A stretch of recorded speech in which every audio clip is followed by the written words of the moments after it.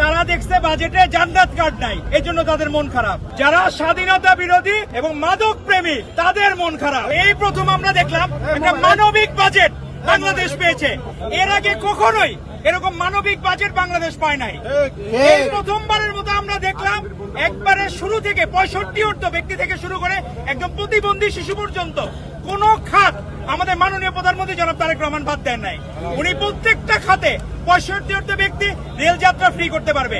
আপনার প্রত্যেকটা জায়গায় বয়োজ্যেষ্ঠ নারী সদস্য 41 লাখ পরিবার ফ্যামিলি কার্ড পাবে, 42,50,000 ফ্যামিলি ফার্মার্স কার্ড পাবে।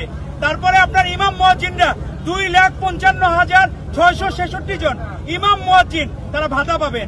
অতীতে কখনো এরকম হয় নাই, কিন্তু আমাদের কিছু বন্ধুরা তারা দেখছে বাজেটে জান্নাত কার্ড নাই, এজন্য তাদের মন খারাপ। তারা ফ্যামিলি কার্ড ফার্মার্স কার্ড দেখলে তাদের মন ভালো হয় না, হেলথ কার্ড দেখলে মন ভালো হয় না, অন্য প্রবাসী কার্ড দেখলে মন ভালো হয় না, তাদের মন ভালো হয় জান্নাত কার্ড দেখলে। তো জান্নাত কার্ড তো আর এখানে দিতে পারা সম্ভব না। আর কেউ কোনো মুসলিমকে বলতে পারবে না কনফার্ম কেউ জান্নাতি হবে, এটা কোনোদিন সম্ভব না। আপনারা সেই জায়গায় অনেকের মন ভালো।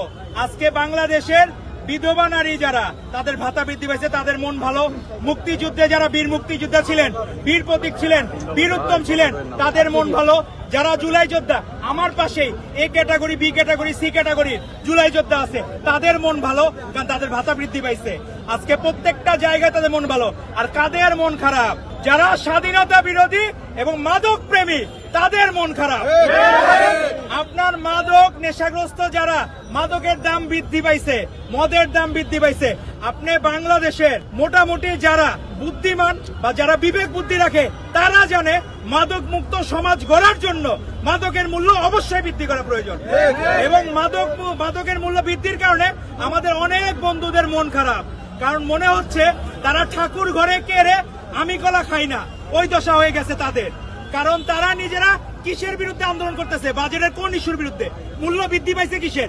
মাদকের মূল্য বৃদ্ধি পাইছে, গাঁজার মূল্য বৃদ্ধি পাইছে, মদ এগুলার মূল্য বৃদ্ধি পাইছে। আর দাম কমছে কোনগুলার? নিত্য প্রয়োজনীয় 60টা পণ্যের দাম কমছে। এটা নিয়ে তো তারা বললো না, অ্যাপ্রিসিয়েট করলো না। তারা তো বললো না ইমাম মুয়াজ্জিনদের ভাতার জন্য এই খাত খোঁজে। কোন খাতে? বাজেটের আপনার দেখতে হবে কোন খাতে কত বরাদ্দ আছে। এর আগে কোন সময় এরকম অ্যাম্বুলেন্স সার্ভিস 24/7 অ্যাম্বুলেন্স সার্ভিস রাষ্ট্র আপনাকে দেবে। আপনার 1 লাখ নতুন স্বাস্থ্যকর্মী নিয়োগ দেওয়া হবে, 5,000 MBBS ডাক্তার নিয়োগ দেওয়া হবে। এগুলো কোথা থেকে আসবে? বাজেট তো রাষ্ট্রকে দিতে হবে। এখন মূল ইস্যু যারা আপনার সবকিছুতেই যারা খারাপ বলে, জামায়াতের আমি দেখলাম তার ভেরিফাইড এক্স অ্যাকাউন্ট নাকি হ্যাক হয়েছিল, তখন নারীদের, কর্মজীবী নারীদের উনি বেশ্যা বলছেন। এখন আবার দেখলাম একজন ধর্ষকের সে মুক্তি দাবি করতেছে। মানুষ এরকম রাজনীতি দেখতে চায় না।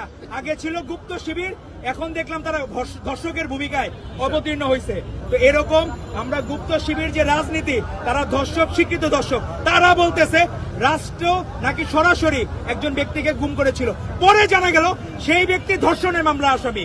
তো এরকম দ্বিচারিতা জামায়াতের আমির এবং শিবির নেতাদের আমরা এর তীব্র নিন্দা এবং ধিক্কার জানাই।